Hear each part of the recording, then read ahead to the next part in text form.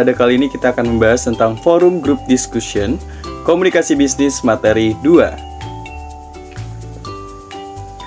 Halo, perkenalkan nama saya Bayu Putra Pratama dengan NPM 2341192 dari Program Studi Manajemen.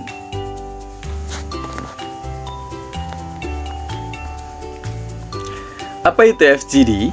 FGD atau Forum Group Discussion adalah teknik yang digunakan untuk peneliti untuk menyerukan suatu kelompok dan melakukan topik tertentu.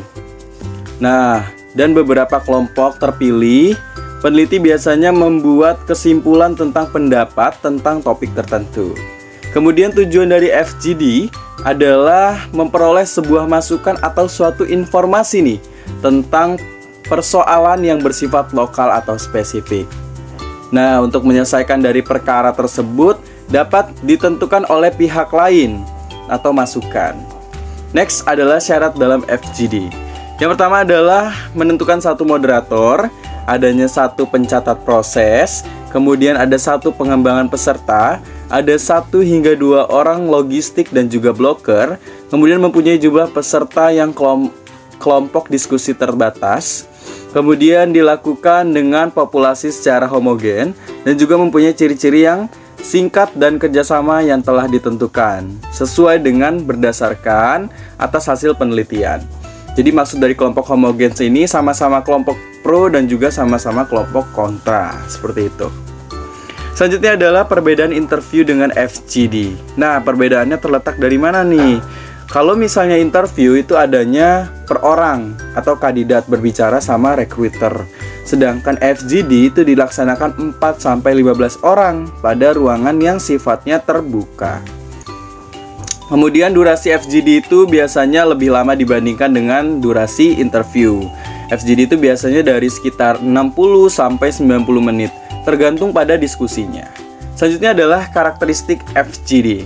Yang pertama, adanya seseorang fasilitator dari perusahaan. Para peserta memiliki kesamaan dalam suatu hal, terlaksana dalam suatu ruangan, dan juga durasi FGD kelompok sangatlah bervariasi.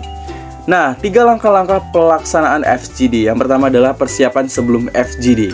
Nah, biasanya tim fasilitator atau kolokasi diadakan FGD tersebut harus tepat waktu. Selain itu, pada fasilitator ada baiknya melakukan komunikasi secara inovatif terlebih dahulu dengan peserta.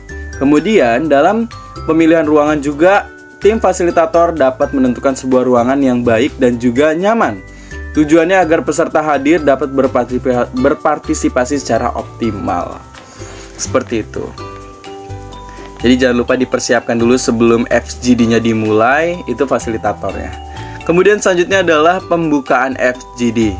Nah, pembukanya di sini agak sedikit banyak, namun di sini saya akan memilah bahwasannya pembukaan itu acara biasanya dibuka oleh moderator, kemudian moderator akan menerangkan terlebih dahulu mengenai pandangan tujuan diadakannya dari FGD tersebut.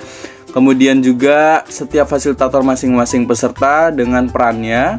Jadi harus memperkenalkan diri terlebih dahulu dan juga menerangkan dari prosedur diadakannya pertemuan FGD tersebut. Dan sisanya dapat dibaca terlebih dahulu di sini, teman-teman. Pertemuan pertama akan dilaksanakan selanjutnya. Kemudian selanjutnya adalah penutupan FGD. Nah, dalam penutupan pertemuan FGD yang dilakukan ialah memperjelas bahwa topik FGD bahwasannya akan segera selesai. Nah, biasanya akan dipandu oleh moderator ya.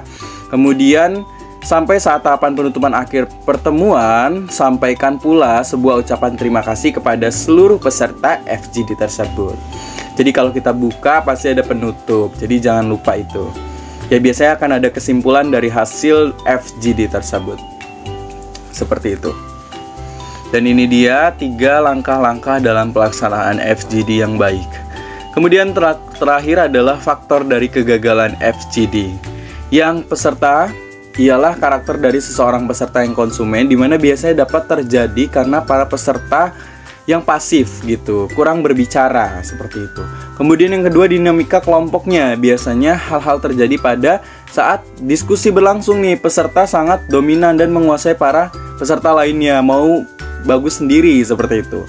Yang ketiga, menekan keterbatasan waktu. Biasanya dapat terjadi karena faktor peserta hendak segera bergegas untuk mengakhiri berlangsungnya diskusi.